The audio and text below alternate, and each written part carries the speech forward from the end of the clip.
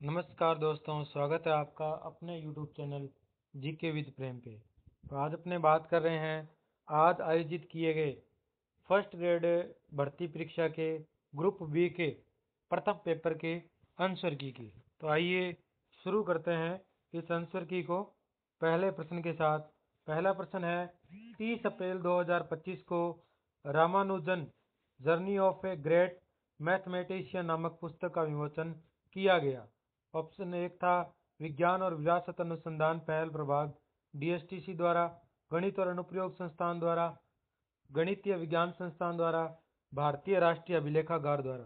तो इसका सही आंसर है भारतीय राष्ट्रीय अभिलेखागार द्वारा इस पुस्तक का विमोचन किया गया। उसके बाद में दूसरा प्रश्न है खेलो इंडिया यूथ गेम्स 2025 में राजस्थान के खिलाड़ी द्वारा बनाए गए नवीन रिकॉर्ड के लिए निम्न कथनों पर विचार कीजिए तथा सही विकल्प चुनिए। कथन ए था राजस्थान के हंसराज धायल ने डिस्कन थ्रो 1.0 kg में नया रिकॉर्ड बनाया। कथन बी था हंसराज धायल का डिस्कन थ्रो में नया रिकॉर्ड 68.18 मीटर रहा। तो आपको बता दूं कि ये जो नया रिकॉर्ड रहा वो 63.18 मीटर था, न कि 68.18 मीटर। तो इसका केवल कथन ए सत्य है। उसके बाद में प्रश्न नंबर 3 है ऊष्मा शोषी अभिक्रिया का उदाहरण है। ऑप्शन ए है श्वसन, ऑप्शन 2 है सूर्य प्रकाश की उपस्थिति में सिल्वर क्लोराइड का सिल्वर तथा क्लोरीन में वियोजन, ऑप्शन 3 है साग सब्जियों का कंपोस्ट में विघटन, ऑप्शन 4 है प्राकृतिक गैस का दहन। तो इसका सही आंसर है सूर्य प्रकाश की उपस्थिति में सिल्वर क्लोराइड का सिल्वर तथा क्लोरीन में वियोजन है। उसके बाद में 4 नंबर प्रश्न था कि कार्बन के एक अनुरूप फ्लोरीन में होते हैं 16 6 सदस्य वलय तथा 16 5 सदस्य वलय, 18 6 सदस्य वलय तथा 16 5 सदस्य वलय, 12 6 सदस्य वलय तथा 20 5 सदस्य वलय, 20 6 सदस्य वलय तथा 12 5 सदस्य वलय। तो इसका सही आंसर है 12 6 सदस्य वलय तथा 20 5 सदस्य वलय। उसके बाद में 5वां प्रश्न है W1 भार की एक वस्तु W2 भार की एक चेन के द्वारा किसी कमरे की छत से लटकाई जाती है। छत चेन को जिस बल से खींचती है वह है। ऑप्शन 1 था W1 प्लस W2, ऑप्शन 2 था W1 प्लस W2 बटा 2, ऑप्शन 3 था W1, ऑप्शन 4 था W2। तो इसका आंसर है W1 प्लस W2। उसके बाद में अगला प्रश्न है यदि एक कार का द्रव्यमान 2000 kg है तो कार का वेग 10 ms-1 से 20 ms-1 तक बढ़ाने में किया गया कार्य होगा। Option 1 300 kg, option 2 400 kg, option 3 100 kg, option 4 200 kg। तो इसका आंसर होगा ऑप्शन नंबर 1 300 kg। उसके बाद में 7वां प्रश्न है मस्तिष्क का वह भाग जो शरीर की संस्थिति तथा संतुलन बनाए रखने के लिए उत्तरदायी है। तो ऑप्शन 1 मेडुला, ऑप्शन 2 मध्य मस्तिष्क, ऑप्शन 3 प्रमस्तिष्क, ऑप्शन 4 अनुमस्तिष्क। इसका सही आंसर है अनुमस्तिष्क। उसके बाद में 8वां प्रश्न है राजस्थान में विधानसभा के निर्वाचन हेतु मतदान का समय निम्नलिखित में से कौन नियत करता है। ऑप्शन 1 राज्यपाल राजस्थान, ऑप्शन बी मुख्य सचिव राजस्थान, ऑप्शन 3 भारत का निर्वाचन आयोग, ऑप्शन 4 ऑप्शन 4 राज्य निर्वाचन आयुक्त। तो जो समय की घोषणा करता है वो करता है भारत का निर्वाचन आयोग समय की घोषणा करता है। उसके बाद में बात करें भारत के राष्ट्रपति के विषय में निम्नलिखित कथनों को ध्यान से पढ़िए। कथन नंबर 1 था कि राष्ट्रपति उपराष्ट्रपति को संबोधित त्यागपत्र द्वारा अपना त्यागपत्र दे सकता है। ऑप्शन 2 था कि राष्ट्रपति अपने इस त्याग पत्र की सूचना प्रधानमंत्री को भी देगा। तो इसका सही आंसर है केवल 2 सही है, न तो 1 और न 2 सही है, केवल 1 सही है, 1 और 2 दोनों सही है। इसका सही आंसर है केवल 1 सही है। प्रधानमंत्री को सूचना देने की आवश्यकता नहीं थी। राष्ट्रपति उपराष्ट्रपति को संबोधित करते हुए अपना त्याग पत्र देता है, फिर उपराष्ट्रपति लोकसभा अध्यक्ष को इसकी सूचना देता है। उसके बाद में प्रश्न नंबर 10 है कि लोकसभा में निंदा प्रस्ताव से संबंधित निम्नलिखित कथनों पर विचार कीजिए। निंदा प्रस्ताव प्रस्तुत करने हेतु सभा की अनुमति आवश्यक नहीं है।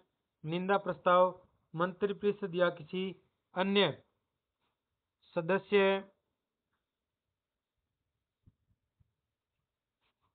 किसी समूह के विरुद्ध कार्य करने या उनकी नीति के बारे में प्रस्तुत किया जा सकता है। उसमें मंत्री या मंत्रियों की असफलता पर खेद, रोष या आश्चर्य व्यक्त किया जा सकता है। तो इसका सही आंसर आपको बताना है। सही विकल्प का चयन करो। 1 और 2 दोनों सही है। 2 न तो 1 और न 2, 3 केवल 1 सही है। इसका सही आंसर है 1 और 2 दोनों सही है। उसके बाद में अगला प्रश्न है कि भारत के संविधान का कौन सा अनुच्छेद केंद्रीय मंत्रिपरिषद के सदस्यों का राज्य के प्रधान के प्रति व्यक्तिगत उत्तरदायित्व का सिद्धांत उल्लेखित करता है। राज्य का प्रधान यानी राष्ट्रपति के प्रति। तो इसका ऑप्शन ए है अनुच्छेद 75/4, बी 2 है अनुच्छेद 75/6, ऑप्शन 3 है अनुच्छेद 75/1, ऑप्शन 4 है अनुच्छेद 75/2। तो इसका सही आंसर है अनुच्छेद 75/2। उसके बाद में अगला प्रश्न है घग्गर नदी प्राय किस स्थान पर आकर विलीन हो जाती है। Option 1 Talwara, option 2 Khandela, option 3 Bhatner, option 4 Kolayat. Khandela Sikar में, कोलायत बीकानेर में, तलवाड़ा और भटनेर दोनों कहाँ पे है? हनुमानगढ़ में। घग्गर नदी राजस्थान में प्रवेश करती है, तलवाड़ा से विलुप्त हो जाती है भटनेर। उसके बाद में राष्ट्रीय महिला आयोग के देश के अनुसार निम्नलिखित में से किन शिकायतों पर विचार नहीं किया जा सकता। ऑप्शन 1 है श्रम औद्योगिक विवादों से संबंधित शिकायत, ऑप्शन 2 है मामला न्यायाधिकरण के समक्ष विचाराधीन है, विशुद्धतः सेवा मामलों से संबंधित शिकायत। तो सही विकल्प आपको चयन करना है कि विचार नहीं किया जाता है। केवल बी और सी, केवल ए बी और सी, केवल ए और बी, केवल ए और सी। इसका सही आंसर है 2 नंबर ऑप्शन। 1 ए बी और सी तीनों से संबंधित मामलों पर विचार नहीं किया जाएगा। उसके बाद में अगला प्रश्न है कि राजस्थान की लंबाई चौड़ाई की दूरी में कितना अंतर है, ये आपको बताना है। तो इसमें ऑप्शन 1 नंबर है 45 किलोमीटर, 45, ऑप्शन 2 42, ऑप्शन 3 44, ऑप्शन 4 43। तो अंतर है 43 किलोमीटर। उसके बाद में इनमें से कौन सी पहाड़ी मध्य अरावली क्षेत्र में स्थित नहीं है। नागपानी, बिलाली, नाग पहाड़, डोरा पर्वत। डोरा पर्वत जालोर में है, बिलाली पहाड़ी झुंझुनू में है, नागपानी नाग पहाड़ी। इसका सही आंसर है नाग पहाड़ी। वैसे नाग पहाड़ी को नागपानी भी बोल देते हैं, इस हिसाब से ये प्रश्न डिलीट भी हो सकता है। वैसे इसका आंसर रहेगा नाग पहाड़। उसके बाद में अगला प्रश्न है कि निम्नलिखित में से कौन सा सुमेलित नहीं है।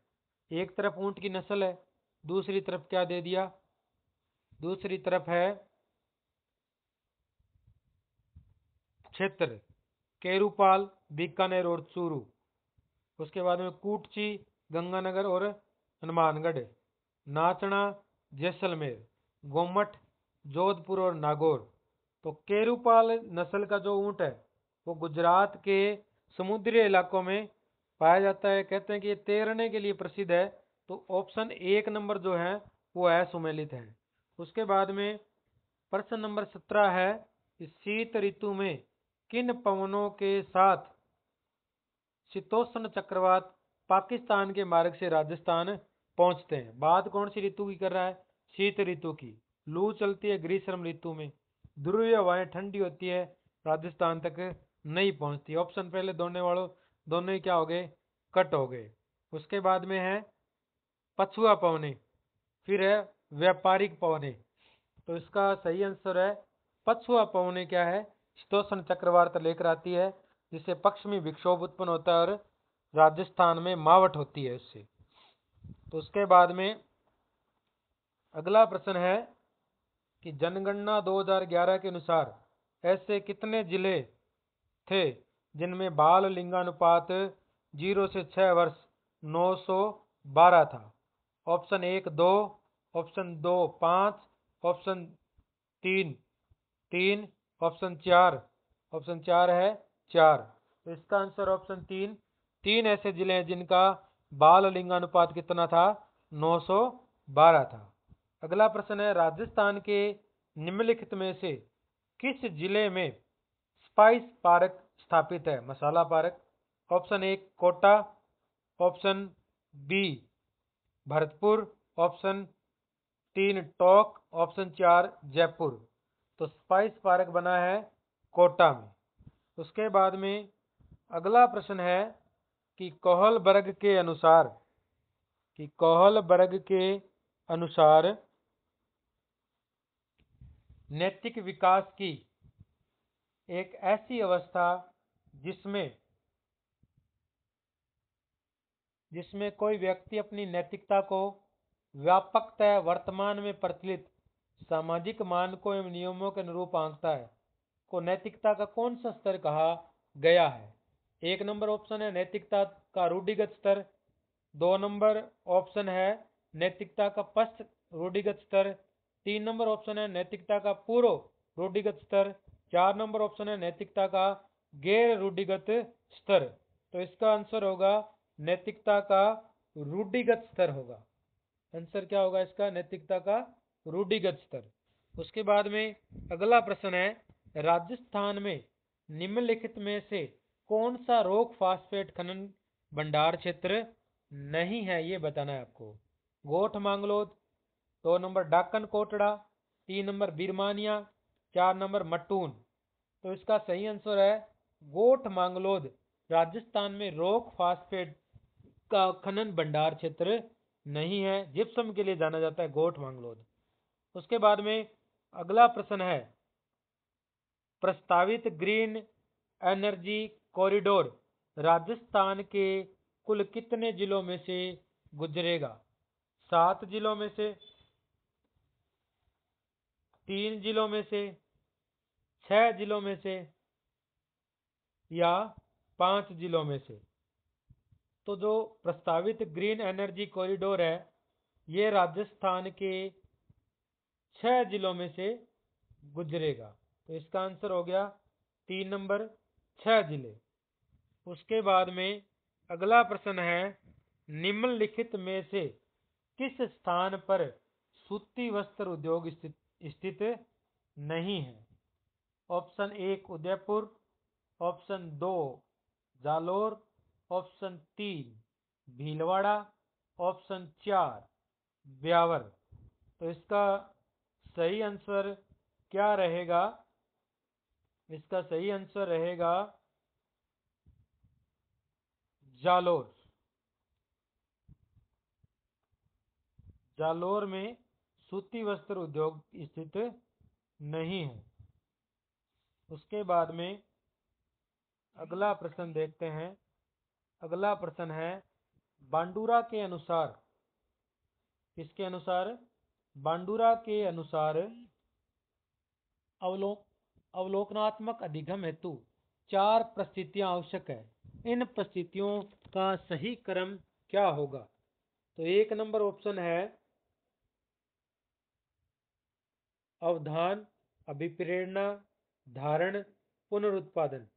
2 नंबर ऑप्शन है अवधान, धारण, पुनरुत्पादन, अभिप्रेरणा। 3 नंबर ऑप्शन है अभिप्रेरणा, अवधान, धारण, पुनरुत्पादन। 4 नंबर है अवधान, धारण, अभिप्रेरणा, पुनरुत्पादन। तो इसका सही आंसर होगा अवधान, धारण, पुनरुत्पादन और अभिप्रेरणा, ऑप्शन नंबर 2। उसके बाद में अगला प्रश्न है, समायोजन की प्रक्रिया में पियाजे के अनुसार एक व्यक्ति एक समायोजक प्रकार में अपने मानक सामाजिक संदर्भ से लेता है और समाज के परिवर्तित मूल्यों के अनुसार अपने विश्वासों को बदल लेता है, वह कहलाता है द्वंद्व समान अधिकारी, संगठनकर्ता, समायोजक, आत्मसात्कार या स्वांगीकारी। तो इसका आंसर होगा समायोजक कहलाएगा। वो क्या कहलाएगा? समायोजक। उसके बाद में अगला प्रश्न है, डेनियल गोनवेल के अनुसार निम्नलिखित में से कौन सा एक संवेगात्मक बुद्धि का घटक नहीं है? स्व जागरूकता, स्व नियमन, अभिप्रेरणा, आत्मसम्मान। तो आत्मसम्मान संवेगात्मक बुद्धि का घटक नहीं है। उसके बाद में अगला प्रश्न है, नेतृत्व शैली का एक प्रकार, नेतृत्व शैली का एक प्रकार जिसमें अधिकार तथा शक्ति केंद्रित, अधिकार तथा शक्ति विकेंद्रित की जा सकती है परंतु दायित्व विकेंद्रित नहीं हो सकता, कहलाता है अहस्ताक्षरीय नेतृत्व, व्यक्तिमूलक नेतृत्व, जनतंत्रीय नेतृत्व, आधिकारिक नेतृत्व। इन्हें शक्तियों का तो विकेंद्रण हो सकता है परंतु जो दायित्व है उनका विकेंद्रण नहीं हो सकता। तो इसका आंसर व्यक्तिमूलक नेतृत्व होगा। उसके बाद में अगला प्रश्न है, निम्नलिखित में से कौन सी एक रचनात्मक पर्यवेक्षण की विशेषता नहीं है? इस प्रकार का पर्यवेक्षण वैज्ञानिक एवं लोकतंत्रीय विधियों का प्रयोग करता है। इसके अलावा 2 नंबर है, यह प्रधानाध्यापक एवं शिक्षकों की कठिनाइयों को जानने के लिए किया जाता है। इसके अलावा 3 नंबर है, इसमें पर्यवेक्षकों का यह व्यक्तिगत सृजनशीलताएं मौलिकता का विकास करता है। इसमें पर्यवेक्षकों का व्यवहार सहयोगी होता है। ऑप्शन नंबर 2 इसका आंसर रहेगा। उसके बाद में अगला प्रश्न है, ये एक बार छोड़ते हैं, अपने बाद में देखेंगे इनको, आरटी वाले। हाँ, इतिहास पे आ जाओ कि वह राजा जिसने गेंडा हंता प्रकार की मुद्राओं को ढलवाया था। 1 number option Kumaragupta, 2 number option Skandagupta, 3 number Chandragupta, 4 number Samudragupta. तो इसका सही आंसर रहेगा कुमारगुप्त ने गेंडा हंता प्रकार की मुद्राओं को ढलवाया था। उसके बाद में अगला प्रश्न है, लाला लाजपत राय, विपिन चंद्र पाल और बाल गंगाधर तिलक के बारे में गलत कथन चुनिए। युवाओं में आत्मविश्वास, आत्म बलिदान और आत्म सुरक्षा उत्पन्न करने के लिए तिलक ने लाठी क्लब और अखाड़े स्थापित किए। 1907 में पाल ने अरबिंदो घोष के विरुद्ध न्यायिक अभियोग में गवाही दी। ऑप्शन नंबर 3 है, लाला लाजपत राय ने पंजाब उपनिवेशन अधिनियम का विरोध किया। 4 नंबर है, विपिन चंद्र पॉल ने गांधी जी द्वारा शुरू किए गए असहयोग आंदोलन के विरोधी थे। तो इसका आंसर आप कमेंट करके बताना आपने क्या किया है, मैं देखूंगा इसका आंसर क्या है। उसके बाद में उस स्थान का नाम बताइए जहां जापानी सरकार के सुभाष चंद्र बोस को उनके विमान दुर्घटना से पहले ले जाने का फैसला किया गया था। Berlin, Kabul, Manchuria, Moscow. तो इसका सही आंसर है Manchuria.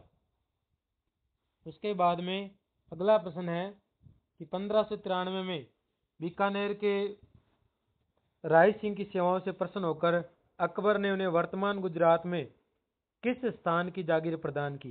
1 number Bharuch, 2 number Junagadh, 3 number Surat, 4 number Ahmedabad. तो इसका सही आंसर है जूनागढ़। जूनागढ़ शमशाबाद ये 1593 में राय सिंह को अकबर ने दी थी। अगला प्रश्न है, स्वतंत्र मजदूर पार्टी के संस्थापक कौन थे? JL Nehru, MK Gandhi, BR Ambedkar या RB बोस? तो स्वतंत्र मजदूर पार्टी के संस्थापक थे BR अम्बेडकर। उसके बाद में निम्नलिखित में से किसने the archaeological remains and excavation at Bairat प्रतिवेदन तैयार किया था? TH Hendley, RC Agrawal, Dayaram Sahni या BB लाल? तो इसका सही आंसर है दयाराम साहनी। उसके बाद में अगला प्रश्न है, दिल्ली के तोमरों को पराजित करने वाला चौहान शासक कौन था? अरणोराज, विग्रहराज चतुर्थ, दुर्लभराज तृतीय, विग्रहराज द्वितीय? तो इसका सही आंसर है विग्रहराज चतुर्थ। उसके बाद में अगला प्रश्न है, 1857 की क्रांति के समय अजमेर का शस्त्रागार किस नेटिव इन्फेंट्री के द्वारा रक्षित था? यानी किसकी सुरक्षा यहाँ कौन सी टुकड़ी तैनात थी? तो अगला प्रश्न ऑप्शन है 30वीं नेटिव इन्फेंट्री की grenadier company, 2 number Bombay lancers, 3 number 15वीं नेटिव इन्फेंट्री, 4 नंबर महारानी की 83वीं लाइट इन्फेंट्री? तो इसका सही आंसर है 15वीं नेटिव इन्फेंट्री यहाँ पे तैनात थी। उसके बाद में अगला प्रश्न है, निम्न में से किसके द्वारा बिजोलिया किसान आंदोलन में भवानी दयाल के नेतृत्व में एक जांच आयोग नियुक्त किया गया था? ऑप्शन 1 राजस्थान सेवा संघ, ऑप्शन 2 राजपूताना मध्य भारत सभा, ऑप्शन 3 अखिल भारतीय राष्ट्रीय कांग्रेस, ऑप्शन 4 मेवाड़ के महाराणा? तो इसका सही आंसर है राजस्थान सेवा संघ के द्वारा।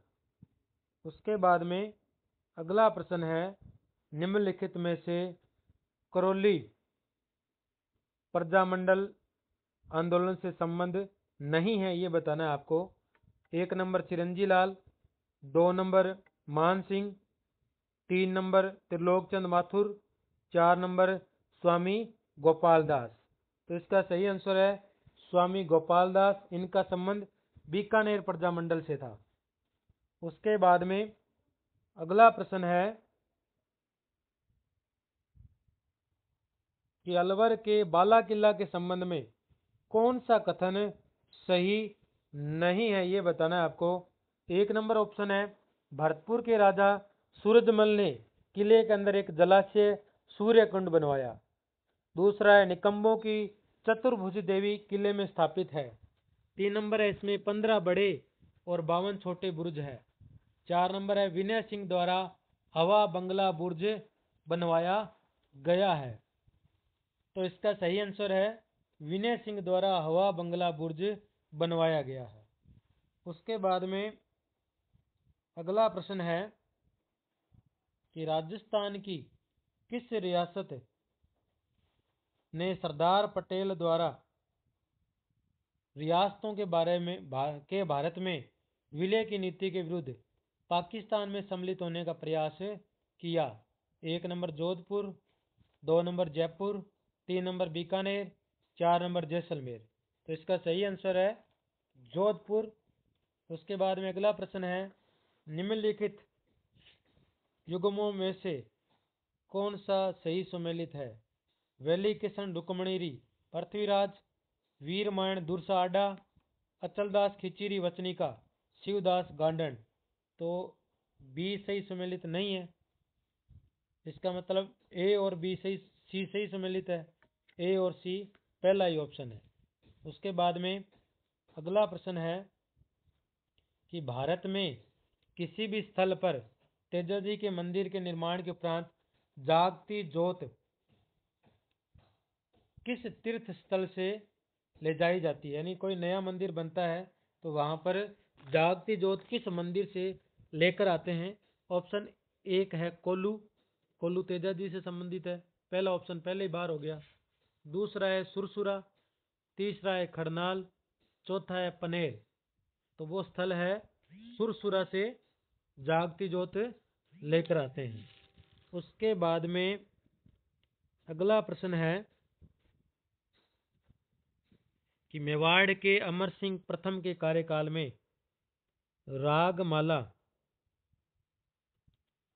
रागमाला चित्रित करने वाले चित्रकार का नाम बताइए।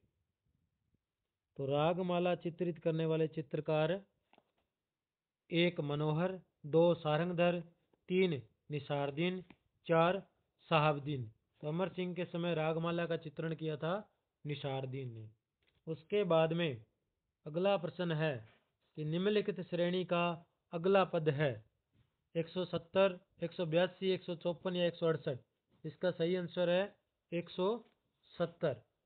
उसके बाद में अगला प्रश्न है 7 व्यक्ति A B C D E F और जी एक पंक्ति में क्रमानुसार बैठे हैं। 7 व्यक्ति एक पंक्ति में क्रमानुसार बैठे हैं।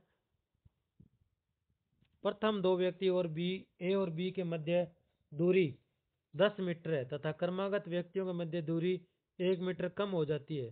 तो बी और एफ के मध्य दूरी कितनी है? 30 मीटर, 34 मीटर, 35 मीटर या 32 मीटर। तो इसका सही आंसर है 30 मीटर।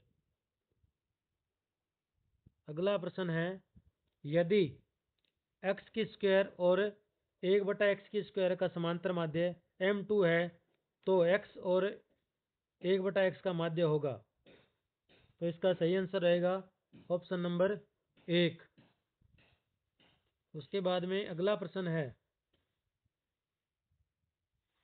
निम्न प्रश्नों को पढ़ते बढ़ते हुए क्रम में व्यवस्थित किया गया है। 29, 32, 48, 50, x प्लस 2, 72, 78, 84, 95। यदि इन आंकड़ों की माध्यिका 63 हो तो x का मान क्या है? तो इसमें 68, 72, 60 या 62। तो x का मान रहेगा 62। उसके बाद में अगला प्रश्न है यदि x बराबर 2 + √3 है तो निम्न कथनों पर विचार कीजिए। x प्लस 1/x एक प्रीमिय संख्या है तो ये x माइनस 1/x एक अप्रीमिय संख्या है। x प्लस 1/x की स्क्वायर x माइनस 1/x एक प्रीमिय संख्या है। x plus 1/x x minus 1/x एक अप्रीमिय संख्या है। निम्न में से सही विकल्प ए सी और डी सही है, बी सी डी सही है, ए बी सी सही है, ए बी डी सही है। तो इसका सही आंसर रहेगा नंबर 4 ए बी डी। उसके बाद में अगला प्रश्न है यदि बहुपद x की 3 - 4x की स्क्वायर प्लस x प्लस 6 का एक शून्य -1 है तब अशून्य है। ऑप्शन 1 2 और 3, 2 -2 -3, 3 2 -3, 4 -2 3। तो इसका सही आंसर है 2 और 3।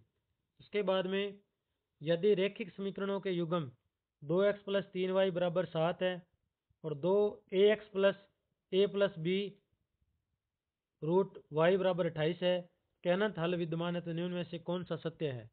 a + 2b = 0, b + 2a = 0, a = 2b, b = 2a। तो इसका सही आंसर है सी, a = 2b।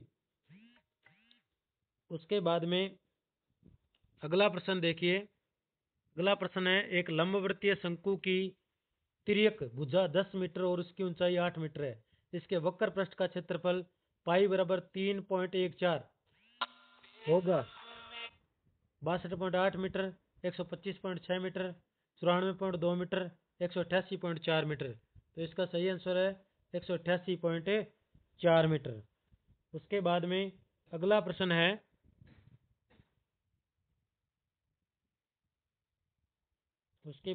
प्रश्न है त्रिज्या 2r के धातु के एक ठोस गोले को 4r आंतरिक व्यास व 4 आर ऊंचाई के एक बैलन में रखा जाता है। बैलन पूरी तरह पानी से भर जाता है। भरे हुए पानी का आयतन, यह मानते हैं कि पानी पूर्ण रिक्त स्थान को भर रहा है, एक गोले के आयतन से दुगना है, गोले के आयतन से आधा है, गोले के आयतन के बराबर है, बैलन के आयतन से आधा है। तो इसका सही आंसर है गोले के आयतन से आधा है। उसके बाद में अगला प्रश्न है कि विमाओं 5.5 centimetre into 10 centimetre into 3.5 centimetre वाला एक घनाभ बनाने के लिए 1.75 सेंटीमीटर व्यास तथा 2 मिलीमीटर मोटाई वाले कितने चांदी के सिक्कों को पिघलाना पड़ेगा? 360, 400, 200 या 300? तो इसका आंसर है 400 सिक्कों को पिघलाना पड़ेगा। उसके बाद में अगला प्रश्न है, इनमें से कौन सा शब्द अशुद्ध है? उच्छ्वास, चरागाह, प्रज्वलित, सानिध्य। तो इसका वैसे तो सारे शुद्ध नजर आ रहे हैं, लेकिन उच्छ्वास हलंत नहीं आएगा छह के, तो 1 नंबर इसका क्या रहेगा? ऑप्शन रहेगा। उसके बाद में अगला प्रश्न है, पोस्ट पारिभाषिक शब्द का समानार्थक हिंदी शब्द नहीं है। केंद्र, चौकी, पद या उपरांत। तो इसका आंसर रहेगा उपरांत, इसका समानार्थक हिंदी शब्द नहीं है। उसके बाद में किस शब्द का संधि विच्छेद गलत है? क्षणमास, सट प्लस मास, वागीस, वाक प्लस ईस, न्यून, नी प्लस ऊन, वार्तालाप, वार्ता प्लस अलाप। तो इसका सही जो आंसर रहेगा वो रहेगा वार्तालाप। वार्ता, ये जो सेकंड वार्ता है इसमें डबल तय के ऊपर तय नहीं आएगा, सीधा वार्ता आएगा। उसके बाद में अगला प्रश्न है, निम्नलिखित में से किस विकल्प के सभी शब्द ई प्रत्यय से निर्मित है? घमंडी, ऊनी, हिंदुस्तानी, ज्वारी, पहाड़ी, भिखारी, सूती, पढ़ाई, राजस्थानी, बुराई, लालची, चतुराई। तो इसका सही आंसर रहेगा घमंडी, ऊनी और हिंदुस्तानी। उसके बाद में अगला प्रश्न है कि निम्नलिखित विलोम युगम नहीं है? कदाचार, सदाचार,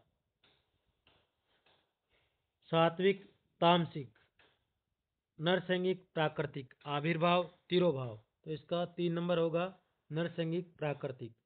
उसके बाद में अंग्रेजी के प्रश्न है। अंग्रेजी का पहला प्रश्न है, match the prefix under column A with the word under column B. तो इसका सही आंसर रहेगा ऑप्शन नंबर 4, इसका सही है। ज़्यादा इंग्लिश मेरे को आती नहीं है।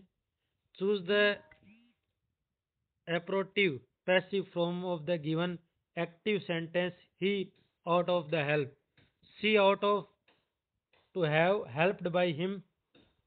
इसके अलावा 3 नंबर है, see out of to have been helped by him, see out to be helped by him. To be आएगा तो ऑप्शन नंबर 4 इसका सही है। उसके बाद में choose the verb that agrees with the subject, 3 parts of business left for me to do, are not, were, is, are. तो इसमें आएगा इज। उसके बाद में choose the correct article, my mother goes to temple regularly. अब ये जिस भाई का पेपर उसने द किया है, टेम्पल के आगे द आता है, लेकिन रेगुलर जो काम कर रहे हैं उसके आगे द नहीं आएगा, तो इसमें कोई आर्टिकल नहीं है। तो ऑप्शन होगा बी, नो आर्टिकल। उसके बाद में choose the correct translations of the phrase disseminations of instructions, सुस्पष्ट टिप्पणी, पत्रों का वितरण, विघटित करना, अनुदेशों का प्रसार। तो इसका आंसर है अनुदेशों का प्रसार। उसके बाद में अगला प्रश्न है, राजस्थान के बजट 2025-26 के अनुसार मुख्यमंत्री अमृत आहार योजना में 3 से 6 वर्ष के बच्चों के अतिरिक्त पोषण हेतु सप्ताह में कितने दिवस दूध उपलब्ध करवाने की घोषणा की गई है? 6 दिवस, 7 दिवस, 3 दिवस, 5 दिवस। तो इसका आंसर है 5 दिवस। उसके बाद में अगला प्रश्न है, निम्नलिखित कथनों पर विचार करें। बेंगलुरु स्थित इसरो के राष्ट्रीय दूर संवेदन केंद्र ने 26 मार्च 2025 को एनआरएससी में न्यू स्पेस इंडिया लिमिटेड के साथ मिलकर प्रयोक्ता परस्पर क्रिया सम्मेलन 2025 का आयोजन किया। सम्मेलन का मुख्य विषय भारतीय अंतरिक्ष नीति का कार्यान्वयन, स्थिति और भविष्य की दिशा था। इसमें कौन से कथन सही है? एक और दो दोनों, न तो एक और न दोनों, केवल एक केवल दो। तो इसमें क्या है? एक और दो दोनों कथन सही है। उसके बाद में अगला प्रश्न है कि मार्च 2025 में केंद्र सरकार की स्वदेश दर्शन 2.0 योजना के अंतर्गत राजस्थान के किस मंदिर को विकास कार्यों के लिए 8,787 लाख की स्वीकृति मिली है? श्रीनाथ मंदिर नाथद्वारा, खाटू श्याम मंदिर सीकर, ब्रह्मा मंदिर पुष्कर, गोविंद देव मंदिर जयपुर। तो इसका आंसर है खाटू श्याम मंदिर सीकर। उसके बाद में अप्रैल 2025 में त्रिकोमोली को एक ऊर्जा केंद्र के रूप में विकसित करके क्षेत्रीय क्षेत्रीय ऊर्जा सहयोग को बढ़ावा देने के लिए एक समझौता ज्ञापन MOU पर हस्ताक्षर किए गए। भारत और श्रीलंका के अलावा इस समझौता ज्ञापन पर हस्ताक्षर करने वाला अन्य कौन सा देश है? सिंगापुर, संयुक्त अरब अमीरात, जापान, कतर। तो इसका सही आंसर है ऑप्शन नंबर 2, संयुक्त अरब अमीरात। उसके बाद में अप्रैल 2025 में थाईलैंड द्वारा आयोजित 6वें बिम्स्टेक शिखर सम्मेलन का विषय या थीम क्या था? बिम्स्टेक जहाजों, चालक दलों और कार्गो के लिए राष्ट्रीय उपचार तथा सहायता, बिम्स्टेक विवाद निपटान तंत्र, बिम्स्टेक मानव संसाधन अवसंरचना के संगठित विकास के लिए, बिम्स्टेक समृद्ध, लचीला और खुला। तो इसका 4 नंबर ऑप्शन सही है, बिम्स्टेक समृद्ध, लचीला और खुला। उसके बाद में अगला प्रश्न है कि अप्रैल 2025 में राजस्थान में ग्रीन जस्टिस हरित न्याय पर कॉन्फ्रेंस कहाँ हुई? 12, जयपुर, भीलवाड़ा, नाथद्वारा। तो इसका सही आंसर है नाथद्वारा में इसका आयोजन किया गया। मार्च 2025 में भारत के पहले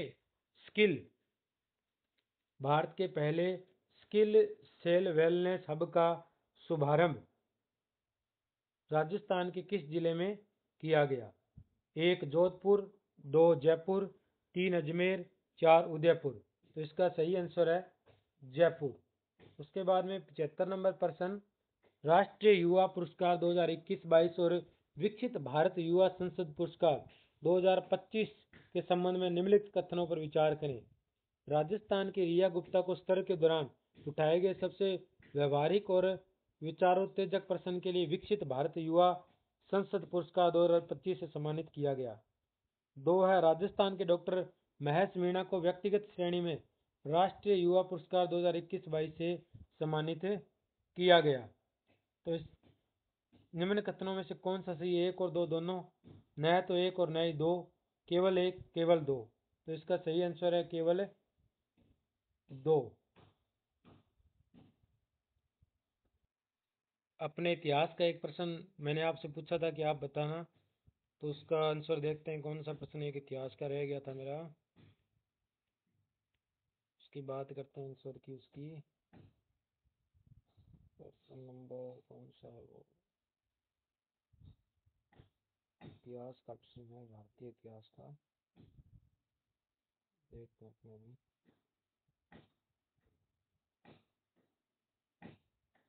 पाकिस्तान इतिहास आ गया, भारतीय इतिहास का है प्रश्न। देख लेते हैं।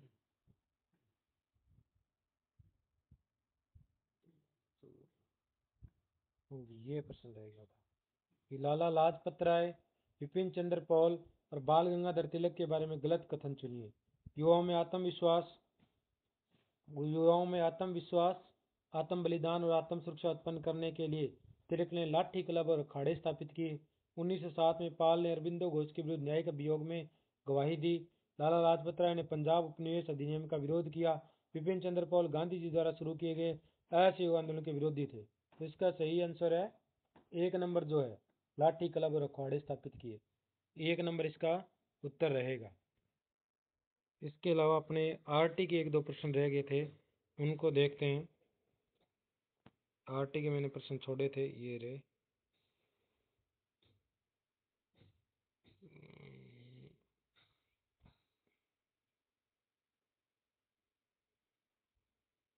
यहाँ से। समग्र शिक्षा अभियान स्कूली शिक्षा के लिए एक योजना है जिसका विस्तार है केवल कक्षा 1 से 8 तक, केवल कक्षा 9 से 12 तक, पूर्व प्राथमिक से कक्षा 12 तक, केवल कक्षा 1 से 10 तक। तो इसका सही आंसर रहेगा पूर्व प्राथमिक से कक्षा 12 तक, यानी सभी के लिए समग्र शिक्षा अभियान है। उसके बाद में अगला प्रश्न है कि राजस्थान स्टेट ओपन स्कूल के द्वारा परीक्षा में बैठने के लिए निम्नलिखित में से किस विषय या किन विषयों की अनिवार्यता नहीं है? गणित, विज्ञान, अंग्रेजी। ये आपको बताना इनमें से कौन से विषयों की अनिवार्यता नहीं है। तो इसमें विज्ञान की अनिवार्यता है, गणित और अंग्रेजी की अनिवार्यता नहीं है। तो इसमें होगा ए और सी। ए और सी इसका क्या रहेगा? आंसर रहेगा 3 नंबर।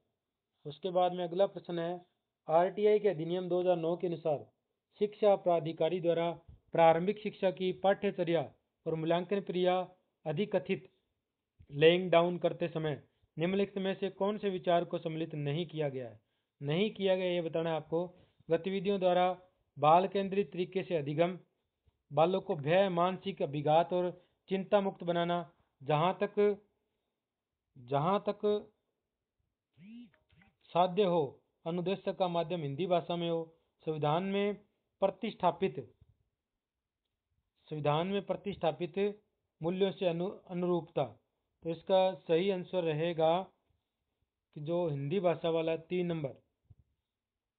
उसके बाद में अगला प्रश्न है आरटी अधिनियम 2009 के प्रावधान अनुसार कक्षा 1 से 5 के लिए अगर प्रवेशित बालकों की संख्या 91 से 120 के मध्य हो तो कितने शिक्षकों की आवश्यकता होगी? ये शिक्षक पूछ रहा है कितने शिक्षक चाहिए, तो 4, 5, 2 या 3। तो इसके लिए चाहिए 4 शिक्षक। तो इसी के साथ आपके फर्स्ट पेपर की आंसर की कंप्लीट हुई। धन्यवाद। ज़्यादा से ज़्यादा वीडियो को लाइक कमेंट